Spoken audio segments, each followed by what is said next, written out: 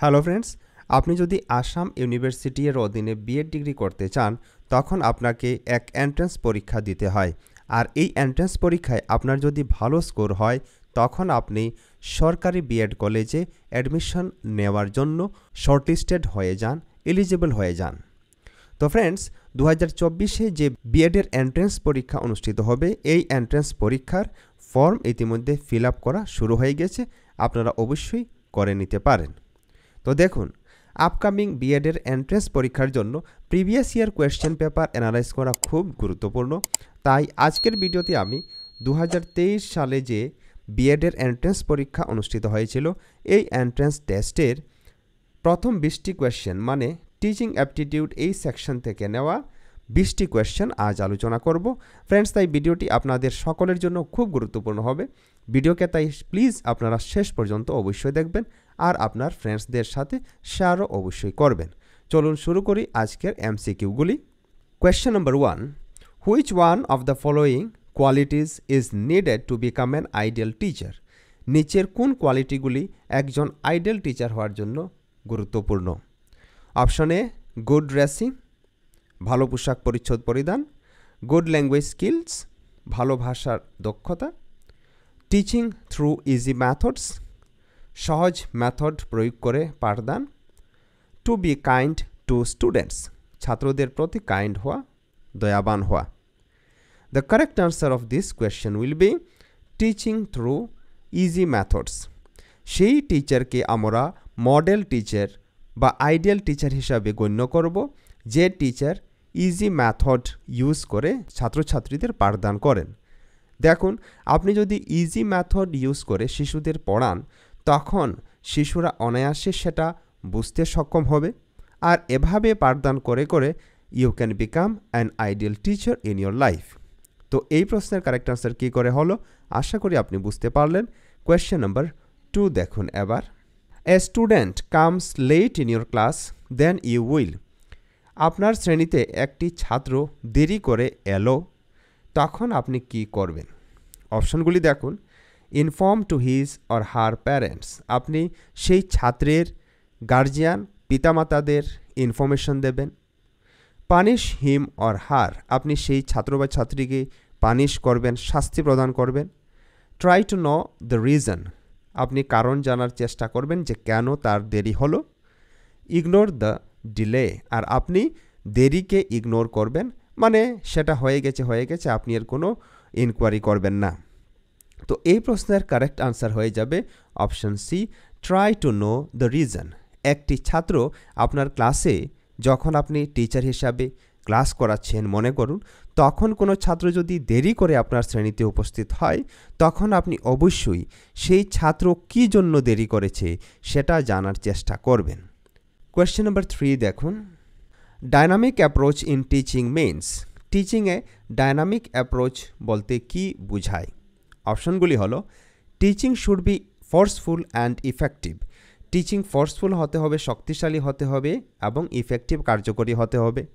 Option B, teachers should be energetic and dynamic, শিক্ষক শিক্ষয়িত্রীদের energetic হতে হবে এবং ডাইনামিক হতে হবে।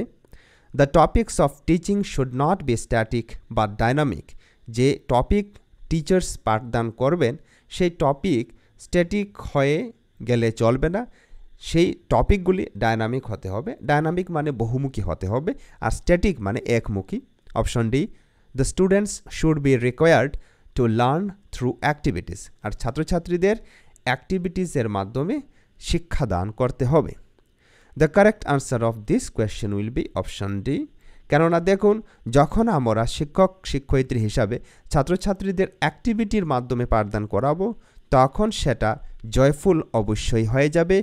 আর আপনি যে বিষয়ে পাঠদান করবেন সে বিষয়ে ছাত্রছাত্রীরা মনোযোগ সহকারে শুনবে এবং শিখবে। Question number 4, optimum learning tax place. Optimum মানে সবচেয়ে বেশি আর কি, বা সর্বোৎকৃষ্টভাবে শিখন কখন অনুষ্ঠিত হয় আপনাকে বলতে হবে।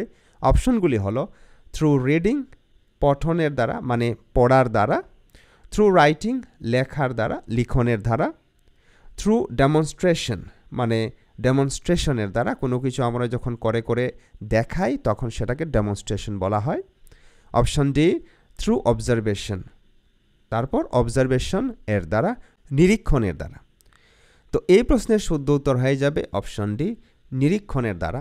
কেননা আমি অ্যাজ এ টিচার যখন কিছু ছাত্রছাত্রীদের ডেমনস্ট্রেট করে দেখাবো, কোনো ফর্মুলা দেখাবো বা অন্য কোনো সায়েন্সের কোনো মেথড আমি যখন ডেমনস্ট্রেট করে দেখাবো, যেমন মনে করুন সেল থেকে কি করে বাল্ব অন করা হয়, বা আমি কোনো ব্যাটারি সেল দিয়ে কোনো চেসিস যদি বানিয়ে দেখাই বা সুইচ বানিয়ে দেখাই, তখন সেটা স্টুডেন্টসদের সামনে আমি ডেমনস্ট্রেট করব। তখন তাহারা ওটা অবজার্ভ করে ভালো করে শিখে নিতে পারবে যে কি করে একটি বাল্ব অন হয় একটি চেসিসের মাধ্যমে, তখন সুইচ কী করে ফিট করতে হয়, তারপর প্লাস মাইনাস কী করে লাগাতে হয়, ওয়্যার কানেক্ট কী করে করতে হয়, সব কিছু বুঝে নেবে। তো অবজারভেশনের মাধ্যমে অপটিমাম লেভেল অফ লার্নিং হতে পারে। তারপর কোয়েশ্চেন নাম্বার 5 দেখুন, teaching strategy that encourages active student participation is. এমন এক টিচিং স্ট্র্যাটেজি আপনাকে বলতে হবে যে স্ট্র্যাটেজি এনকারেজ করে অ্যাক্টিভ পার্টিসিপেশন অফ স্টুডেন্টস, ছাত্রছাত্রীদের অ্যাক্টিভ পার্টিসিপেশন এনকারেজ করে, মানে ছাত্রছাত্রীরা যাহাতে সক্রিয়ভাবে পঠনে শিখনে অংশগ্রহণ করে সেটাকে উৎসাহ প্রদান করে। এই টিচিং স্ট্র্যাটেজির নাম কি আপনাকে বলতে হবে। অপশনগুলি দেখুন, রোট লার্নিং মানে মুখস্থবিদ্যা, এখানে মুখস্থবিদ্যা কারেক্ট আনসার হবে না, কাট করে দিন। এক্সপেরিয়েন্সিয়াল লার্নিং, দেখুন এক্সপেরিয়েন্সিয়াল লার্নিং মানে কোনো কিছু করে করে এক্সপিরিয়েন্স করে করে যখন আমরা শিশুদের শিক্ষাদান করি তখন সেটাকে এক্সপেরিয়েন্সিয়াল লার্নিং বলা হয়। তো এটা হতে পারে, তবু আমরা সিডি অপশন এক্সপ্লোর করব। ডাইরেক্ট ইনস্ট্রাকশন, ডাইরেক্ট ইনস্ট্রাকশন মানে সরাসরি যে ইনস্ট্রাকশন শিশুদের দেওয়া হয় শিক্ষক শিক্ষয়িত্রী দ্বারা, তো ডাইরেক্ট ইনস্ট্রাকশন হবে না, কাট করে দেন। তারপর last one is teacher centred instruction মানে শিক্ষক কেন্দ্রিক। দেখুন শিক্ষক কেন্দ্রিক ইনস্ট্রাকশন দিয়ে শিশুদের অ্যাক্টিভ পার্টিসিপেশন হবে না। Therefore the correct answer of this question is option B. Question number 6 দেখুন, suppose a student shares his or her problem with the teacher, the teacher should. মনে করুন একটি ছাত্র বা ছাত্রী তার শিক্ষকের সাথে নিজের কোনো সমস্যার আলোচনা করলো, তখন শিক্ষক বা শিক্ষয়িত্রী কি করবেন? অপশনে contact the students parents and solve his or her problem. শিক্ষক বা শিক্ষয়িত্রী কী করবেন? ওই শিশুর গার্জিয়ান বা পিতামাতার সাথে যোগাযোগ করবেন এবং তার সমস্যার সমাধান করবেন। Option B suggest him or her to solve the problem himself or herself. Option বিতে বলছে যে ছাত্র বা ছাত্রীকে বলবেন শিক্ষক যে ও নিজের সমস্যা নিজে যাহাতে সমাধান করে নেয়। Option C suggest him or her to meet the principal to solve the problem.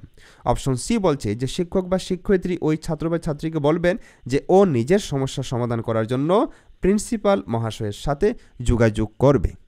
Option D extend reasonable help and boost his or her morale. আর অপশন ডি বলছে যে রিজনেবল মানে যে সমস্যার জন্য যে সমাধান হতে পারে সেই রিজনেবল সমাধান যাহাতে শিক্ষক শিক্ষয়িত্রী প্রদান করেন শিশুকে এবং তাহার কি বুস্ট করেন? মরেল বুস্ট করেন, ও যাহাতে মরেলি ডাউন না হয়ে যায় সেটা অবশ্যই খেয়াল করবেন এবং তাহাকে মরেলি স্ট্রং আপলিফট করার জন্য চেষ্টা করবেন। তো এই প্রশ্নের শুদ্ধ উত্তর হয়ে যাবে অপশন ডি, কেননা যখন কোনো সমস্যায় শিশুরা পড়ে তখন অ্যাজ এ টিচার আমাদের উচিত তাহাদের মরাল আপলিফট করা, মরালি তাহাদেরকে বুস্ট করা বা স্ট্রং করা এবং সেই সমস্যার যে সমাধান হতে পারে উপযুক্ত সেটা প্রদান করা। আশা করি উত্তর কী করে হলো আপনি তা বুঝতে পারলেন। এবার চলুন কোয়েশ্চেন নাম্বার 7 আমরা দেখি। The type of education that a child receives from the family is. একটি শিশু নিজের পরিবার থেকে যে শিক্ষা গ্রহণ করে সেটাকে কি বলা হয়? Formal, informal, non formal, regular. দেখুন একটা শিশু যখন তার পরিবার থেকে শিক্ষা গ্রহণ করে তখন সেটাকে বলা হয় ইনফর্মাল এডুকেশন, এবং ওই শিশুটি যখন স্কুলে এসে স্কুলের কারিকুলাম থেকে শিক্ষা গ্রহণ করে তখন সেটাকে বলা হয় ফর্মাল এডুকেশন। তো আনসার কী করে হলো আশা করি আপনি গ্যাস করতে পারলেন। কোয়েশ্চেন নাম্বার 8 দেখুন, a teacher can motivate a student through. একজন শিক্ষক একটি ছাত্রকে কিভাবে মোটিভেট করতে পারেন? অপশনে স্পেয়ারিং দ্য রড, সংযতভাবে লাঠি দেখিয়ে। Option B praising the student, ছাত্র বা ছাত্রীকে উৎসাহ প্রদান করে। অপশন সি, ইগনোরিং এরর্স, ভুল ইগনোর করে, মানে ছাত্র বা ছাত্রী যে ভুল করলো সেটাকে না দেখে। তারপর option D, compelling them to study, তাদেরকে অধ্যয়ন করতে বাধ্য করিয়ে। এই প্রশ্নের কারেক্ট আনসার হয়ে যাবে option B, praising the student. দেখুন, আমরা যদি কোনো ছাত্র বা ছাত্রীকে উৎসাহ প্রদান করতে চাই, মোটিভেট করতে চাই, তখন তাদেরকে আমরা প্রেজ করব। যদি আমরা প্রেজ করতে পারি, উৎসাহ দান করতে পারি, তখন ছাত্রছাত্রীরা মোটিভেট হবে আরও কিছু করার জন্য। তারপর কোয়েশ্চেন নাম্বার 9 দেখুন, the use of audio visual material in the class. শ্রেণীকক্ষে যদি আমরা অডিও ভিজুয়াল ম্যাটেরিয়াল ইউজ করি, যেমন প্রজেক্টর ইউজ করি বা টেলিভিশন ইউজ করি, কম্পিউটার, ল্যাপটপ ইউজ করি, তখন সেটা কি করবে দেখুন। Is more useful for those students who are slow learners. এই অডিও ভিজুয়াল এইড বা অডিও ভিজুয়াল ম্যাটেরিয়াল যে সমস্ত শিক্ষার্থী স্লো লার্নার, মানে ধীর গতি বিশিষ্ট, তাহাদেরকে সাহায্য করবে। Option B, is more useful for those students who are intelligent. সেই ছাত্রছাত্রীদের বেশি সাহায্য করবে যাহারা বুদ্ধিমান, intelligent. Option C, enhances the curiosity of children. শিশুদের মনে জিজ্ঞাসা উৎপন্ন করবে। Option D, takes the concentration of students away from their main subject. ছাত্রছাত্রীদের মনোযোগ প্রধান বিষয় থেকে দূরে নিয়ে যাবে। দেখুন, যখন আমরা অডিও ভিজুয়াল এইড, মনে করুন আমি প্রজেক্টরের মাধ্যমে কিছু একটা ছাত্রছাত্রীদের পড়াচ্ছি, দেখাচ্ছি, মনে করুন আমি ভলক্যানিক এরাপশন কী করে হয় সেটা স্টুডেন্টসদের দেখাচ্ছি। তো এই ভলক্যানিক এরাপশন আমি যে দেখাচ্ছি, এখানে ওরা ভলক্যানিক এরাপশন কী করে হয় একদম চোখের সামনে দেখছে।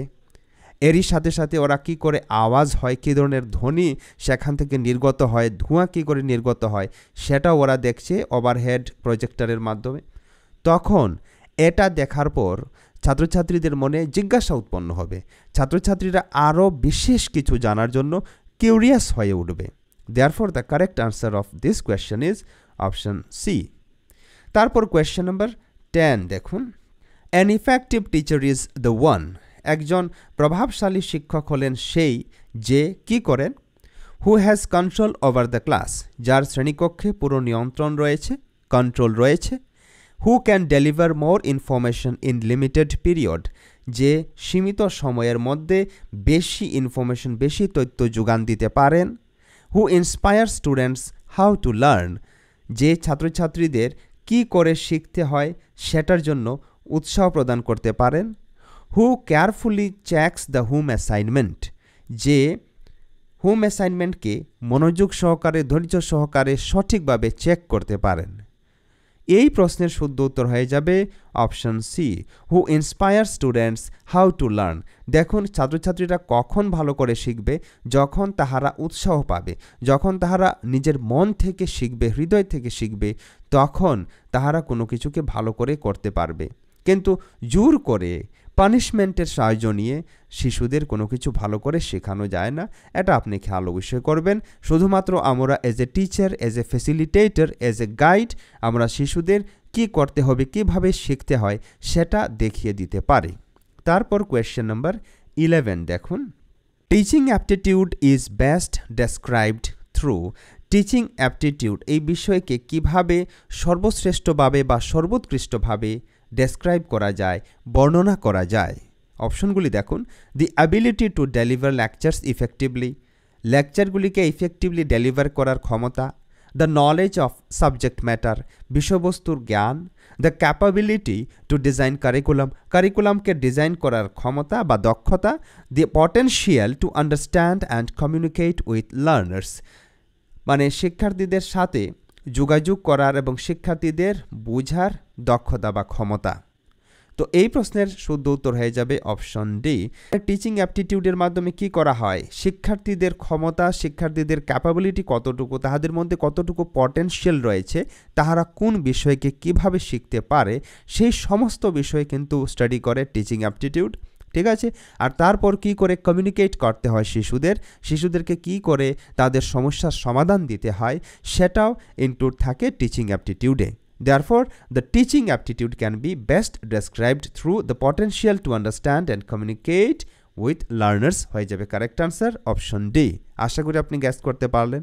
এবার কোয়েশ্চেন নাম্বার 12 দেখুন, one that does not belong to A projected aid is, মানে নিচে যে 4টি অপশন আছে এই 4টি অপশনের মধ্যে এমন একটি অপশন যে অপশন প্রজেক্টেড এইডের অন্তর্ভুক্ত নয়। দেখুন ওভারহেড প্রজেক্টর, দেখুন ওভারহেড প্রজেক্টর কিছুটা এরকম হয় যে আজকাল আসামের যে সমস্ত সরকারি বিদ্যালয় রয়েছে এই বিদ্যালয়ে প্রজেক্টর এসে গেছে, এমই স্কুলে এসে গেছে, আপনারা দেখতে পারেন হাই স্কুলে হায়ার সেকেন্ডারি স্কুলে এসে গেছে। কিছুটা এ ধরনের প্রজেক্টর হয় যে প্রজেক্টরের মাধ্যমে শিক্ষার্থীদের পাঠদান করা যেতে পারে, শিক্ষার্থীদের বিভিন্ন বিষয় দেখিয়ে অডিও ভিজুয়াল এইডস হিসাবে ব্যবহার করা যেতে পারে। ব্ল্যাকবোর্ড, দেখুন ব্ল্যাকবোর্ডে আমরা রাইট করে কোনো কিছু দেখাই, কোনো কিছু ড্র করে কোনো কিছু অঙ্ক ফর্মুলা বুঝাতে পারি, আমরা দেখাতে পারি, কিন্তু এটা প্রজেক্টর নয়, মনে রাখবেন। তো বি হয়ে যাবে শুদ্ধ উত্তর, কেননা প্রজেক্টেড এইড নয়। তারপর সি কি বলছে দেখুন, এপিডায়াস্কোপ, দেখুন এপিডায়াস্কোপ কিছুটা এরকম হয়। এই এপিডায়াস্কোপের মাধ্যমে 2 ধরনের চিত্র প্রদর্শন করা যেতে পারে, একটি হলো অপেক আর আরেকটি হলো ট্রান্সপারেন্ট, মানে স্বচ্ছ অস্বচ্ছ এই 2 ধরনের চিত্রের প্রদর্শন করা যেতে পারে এপিডায়াস্কোপের মাধ্যমে। তো এটাও একটি প্রজেক্টেড এইড হয়ে যাবে। স্লাইড প্রজেক্টর, এটা কিছুটা এরকম হয়, আর স্লাইড প্রজেক্টর আর ওভারহেড প্রজেক্টর সেমই, ঠিক আছে। মানে স্লাইড প্রজেক্টরের মাধ্যমে কি হয়, স্লাইডকে প্রেজেন্ট করা হয়। আমি যে আপনাদের সামনে এখানে ভিডিও তৈরি করছি, আমি যখন পিপিটি এর দ্বারা ভিডিও তৈরি করি তখন এটা স্লাইড প্রজেক্টর হয়ে যাবে। এটাকে আমি চাইলে কম্পিউটারের মাধ্যমে স্ক্রিনে প্রজেক্ট করতে পারি, ঠিক। তো এই প্রশ্নের কারেক্ট আনসার বি হয়ে যাবে। আশা করি আপনি বুঝতে পারলেন। এবার চলুন নেক্সট কোয়েশ্চেন আমরা দেখি। Question number 13, teaching is a or an business, profession, occupation, charity. বলুন তো টিচিং কি? Teaching is a profession, teaching বা শিক্ষকতা হলো একটি পেশা, মনে রাখবেন। It is not a business, ইহা একটি বিজনেস নয়। কিন্তু আজকাল টিচিং এমনভাবে হচ্ছে যে মনে হয় এটা একটা বিজনেসের প্রতিষ্ঠান হয়ে গেছে, স্কুল, ঠিক আছে। তারপর কোয়েশ্চেন নাম্বার 14 দেখুন, the objective of low cost and no cost teaching aids is, মানে টিচিং এইডকে লো কস্ট আর নো কস্ট দিয়ে তৈরি করতে হয়, মানে একদম কম খরচে তৈরি করতে হয়। এজন্য লো কস্ট নো কস্ট এই স্লোগান দিয়ে টিচিং এইড বানানোর কথা বলা হয়। এটার মানে কি? টিচিং এইড মানে টিএলএম আর কি। অপশনগুলি দেখুন, টু পারচেজ চিপার টিচিং এইডস, অবশ্যই আমাদেরকে এমন টিচিং এইড, এমন টিএলএম বাই করতে হয় যেগুলি কম প্রাইস বিশিষ্ট। Next, to use the help of a professional two make teaching aids, আমরা টিচিং এইডস বানানোর জন্য প্রফেশনালদের কাছ থেকে পরামর্শ নিতে পারি, কন্ট্যাক্ট করতে পারি, অবশ্যই এটা আমরা করতে পারি অ্যাজ এ টিচার। তারপর option C, to utilize discarded or cheaper materials to make teaching aids, আমরা টিচিং এইডস বানানোর জন্য যে সমস্ত বস্তু ইতিমধ্যে খারাপ হয়ে গিয়েছে বা কম দাম বিশিষ্ট বস্তু ম্যাটেরিয়াল আমরা ইউজ করতে পারি, অবশ্যই এটা করতে পারি। অল অফ দি অ্যাবাভ, দেখুন এ বি সি এই 3টি কাজ আমরা করতে পারি। Therefore the correct answer of this question will be option D, all of the above. আশা করি আপনি গ্যাস করতে পারলেন। এবার কোয়েশ্চেন নাম্বার 15 দেখুন, the most effective teaching method for accommodating diverse learning style is, diverse classroom কোন ক্লাসরুমকে বলবেন? যে ক্লাসরুমের মধ্যে বিভিন্ন ভাষাভাষী ছাত্রছাত্রী রয়েছে, যে ক্লাসরুমের মধ্যে বিভিন্ন বয়সের ছাত্রছাত্রী রয়েছে, সকলের বয়স এক সমান নয়, যে ক্লাসরুমের মধ্যে বিভিন্ন ধর্মের ছাত্রছাত্রী রয়েছে, সেই ধরনের ক্লাসরুমকে বলা হয় ডাইভার্স ক্লাসরুম। তো ডাইভার্স ক্লাসরুমে যে লার্নিং হয় এটাকে বলা হয় ডাইভার্স লার্নিং। তো ডাইভার্স লার্নিংকে যদি আমরা কন্ডাক্ট করতে চাই তখন কোন মেথড বেস্ট মেথড হবে এটা আপনাকে বলতে হবে। দেখুন অপশনগুলি কি বলছে। Lecture based teaching, lecture based teaching best method হয় না, আপনি মনে রাখবেন, কেননা লেকচার বেসড টিচিং হলো একটি টিচার সেন্ট্রিক টিচিং স্টাইল, ঠিক। তারপর option B, group discussions, group discussions অবশ্যই একটি ভালো মেথড হতে পারে, তবুও এটা সর্বশ্রেষ্ঠ নয়। Option C, demonstrations and experiments, yes this is the best method. Demonstration মানে শিক্ষক এখানে করে করে দেখাবেন কি করে করতে হয়, বিজ্ঞানের বিভিন্ন বিষয় আছে সেগুলিকে উনি করে দেখাবেন। যেমন আমি সেলের কথা বললাম, তো সেল কি করে তৈরি করা হয়, সেলের যে প্লাস সেটা কি বোঝায়, মাইনাস কি বোঝায়, সেলের মধ্যে কি কি লাগে, ঠিক। তারপর এক্সপেরিমেন্টস, তারপর ওই সেল দিয়ে একটি বাল্ব জ্বালিয়ে যদি টিচার দেখান তখন এটা হয়ে যাবে এক্সপেরিমেন্ট। তো এই যে ডেমনস্ট্রেশন আর এক্সপেরিমেন্ট বেস্ট হয়ে যাবে শিশুদের শেখানোর জন্য, কেননা এই ডেমনস্ট্রেশন আর এক্সপেরিমেন্টের মাধ্যমে শিক্ষার্থীরা হাতে কলমে বা প্র্যাকটিক্যালি শিখে যায় এবং এটা শিক্ষার্থীরা লং টার্ম মেমোরিতে সেখানে মানে দীর্ঘদিনের জন্য সেখানে অতি সহজে তাহারা আর এটাকে ভুলে না। Therefore option C is the correct answer of this question. আর ডি বলছে ইন্ডিভিজুয়ালাইজড ইনস্ট্রাকশন। ইন্ডিভিজুয়ালাইজড ইনস্ট্রাকশন মানে সকল স্টুডেন্টকে এক এক করে আপনি ইনস্ট্রাক্ট করবেন, নির্দেশিকা দান করবেন, নির্দেশ দেবেন, তো এটাও হবে না। Therefore the correct answer of this question is option C. কী করে হলো আশা করি আপনি গ্যাস করতে পারলেন। এবার চলুন কোয়েশ্চেন নাম্বার 16 আমরা দেখে নিই। NCTE is concerned with, দেখুন NCTE এই কথার অর্থ হলো national council for teacher education. তো national council for teacher education, এখানে আপনি বুঝতে পারছেন যে এই NCTE কি করে পড়াতে হয়, কি করে ক্লাসরুম কন্ডাক্ট করাতে হয় সেটা অবশ্যই খেয়াল করবে বা সেটার জন্য প্রতিষ্ঠিত হয়েছে। তো অপশনগুলি দেখুন, স্কুল এডুকেশন, যেহেতু NCTE টিচারদের জন্য তো এখানে স্কুল এডুকেশন হবে না। হায়ার এডুকেশনের জন্য নয়, এটা টিচার্সদের জন্য। টিচার এডুকেশন অবশ্যই টিচার এডুকেশন হতে পারে। তারপর অপশন ডি টেকনিক্যাল এডুকেশন। দেখুন এই প্রশ্নের কারেক্ট আনসার হয়ে যাবে অপশন সি, কেননা NCTE টিচার এডুকেশনের সাথে জড়িত। ঠিক, আশা করি আপনি গ্যাস করতে পারলেন কী করে। কারেক্ট আনসার হলো। এবার কোয়েশ্চেন নাম্বার 17 দেখুন। A teacher can enhance the process of learning by all methods except, একজন শিক্ষক এনহ্যান্স করতে পারেন নিচের শিক্ষণ প্রক্রিয়াকে বাকি সব মেথড ব্যবহার করে, অ্যাকসেপ্ট মানে একটি মেথড ছাড়া। নিচে যে সমস্ত মেথড আছে এই মেথডগুলির সবকটি মেথড ব্যবহার করে শিক্ষক লার্নিং এনহ্যান্স করতে পারেন, বুস্ট করতে পারেন, কিন্তু একটি মেথড এমন এখানে আছে যে মেথড ছাড়া শিক্ষক বুস্ট করতে পারেন। এটা কি? এটা নেগেটিভ অর্থে কোয়েশ্চেন জিজ্ঞাসা করা হয়েছে, খেয়াল করবেন। Controlling the behaviour of learners, টিচার্সদের অবশ্যই শিশুদের বিহেভিয়ার কন্ট্রোল করতে হয়, নিয়ন্ত্রণ করতে হয়। ডিলিং দ্য লার্নার্স ইন্ডিভিজুয়ালি, শিশুদের এক এক করে আমাদের ডিল করতে হয়, অবশ্যই করতে হয়। Applying learning theories in the class, learning theory শ্রেণীকক্ষে অ্যাপ্লাই করতে হয়, প্রয়োগ করতে হয়, অবশ্যই করতে হয়। তারপর ডি অপশন বলছে teaching the students by disregarding their maturity level, শিশুরা কতটুকু ম্যাচিওর হয়েছে, তাহাদের বয়স কতটুকু, তাহারা কতটুকু বুঝতে সক্ষম হচ্ছে সেটা যাচাই না করে, সেটা অবজ্ঞা করে আমরা পাঠদান করব। এই তো শুদ্ধ উত্তর হয়ে গেল, কেননা এটা আমরা করব না এবং এটা হয়ে যাবে শুদ্ধ উত্তর। কেননা এখানে বলা হয়েছে যে একজন শিক্ষক নিচের কোন মেথড ছাড়া বাকি সব মেথড ব্যবহার করে লার্নিং এনহ্যান্স করতে পারেন। তো এখানে ABC ব্যবহার করে উনি করতে পারেন, কিন্তু অপশন ডি দিয়ে করতে পারেন না, মানে এটা ছাড়া করতে পারেন। তো ডি হয়ে গেল কারেক্ট আনসার। আশা করি আপনি বুঝতে পারলেন। এ ধরনের কোয়েশ্চেন এন্ট্রান্স এক্সামে বারবার জিজ্ঞাসা করা হয়, আপনারা প্র্যাকটিস অবশ্যই করে যাবেন। কোয়েশ্চেন নাম্বার 18 দেখুন। The best way to inculcate morals and values among students is through, শিশুদের অন্তরে মরেলকে এবং ভ্যালুকে মানে নৈতিক মূল্যবোধকে গেঁথে দেওয়ার বা অভ্যন্তরে সন্নিবিষ্ট করার সবচেয়ে ভালো উপায় কি? Imparting morals and values in classroom, শিশুদের আমরা শ্রেণীকক্ষে প্রবেশ করে কি করব? মরাল নৈতিকতা মূল্যবোধের উপর পাঠদান করব। প্র্যাকটিসিং স্ট্রিক্ট ডিসিপ্লিন, আমরা শ্রেণীকক্ষে শক্ত অনুশাসন প্র্যাকটিস করব। প্র্যাকটিসিং মরালস অ্যান্ড ভ্যালুজ, আমরা মরাল নৈতিকতা এবং মূল্যবোধ প্র্যাকটিস করব। ইম্পার্টিং স্ট্রিক্ট ডিসিপ্লিন, আমরা শিক্ষার্থীদের শক্ত অনুশাসন শিখাবো। তো এই প্রশ্নের শুদ্ধ উত্তর হয়ে যাবে অপশন সি, কেননা যখন আমরা মরালস অ্যান্ড ভ্যালুজ নিজের ডে টু ডে অ্যাক্টিভিটির মধ্যে সামিল করব তখন সেটা হয়ে যাবে বেস্ট ওয়ে। তো এজন্য আমাদের কি করতে হবে অ্যাজ এ টিচার? ক্লাসরুমে একটা প্র্যাকটিস করতে হবে, মরালের প্র্যাকটিস করতে হবে, ভ্যালুজ প্র্যাকটিস করতে হবে। আমরা নৈতিকভাবে একদম অধপতন হয়ে গেলে চলবে না, আমরা নৈতিকভাবে স্ট্রং হতে হবে। ঠিক, তো এটা আমরা প্র্যাকটিস করে করতে পারি, শ্রেণীকক্ষে আমরা করে করে এ ধরনের হ্যাবিট শিশুদের মধ্যে বিল্ড আপ করতে পারি। কোয়েশ্চেন নাম্বার 19 দেখুন। ব্লেন্ডেড লার্নিং স্ট্যান্ডস ফর, দেখুন ব্লেন্ডেড লার্নিং মানে অফলাইন এবং অনলাইন লার্নিং।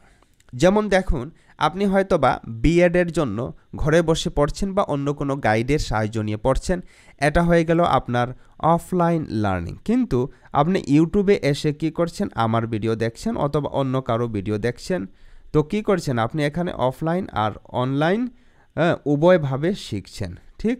তো এই ধরনের যে শিখন, এই ধরনের যে লার্নিং, অফলাইন এবং অনলাইন লার্নিং, এটাকে বলা হয় ব্লেন্ডেড লার্নিং। দেখুন কোন অপশনে আছে, exclusively online learning without any face to face interaction. এখানে বলছে যে শুধুমাত্র অনলাইন লার্নিং যেখানে ফেস টু ফেস ইন্টারাকশন থাকে না, এটা হবে না।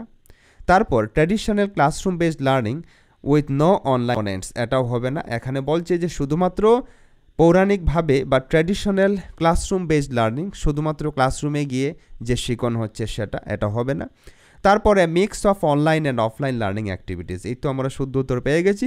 Blended learning means a mix of online and offline learning activities, ঠিক? তো উত্তর হয়ে গেল অপশন সি। আশা করি আপনি বুঝলেন।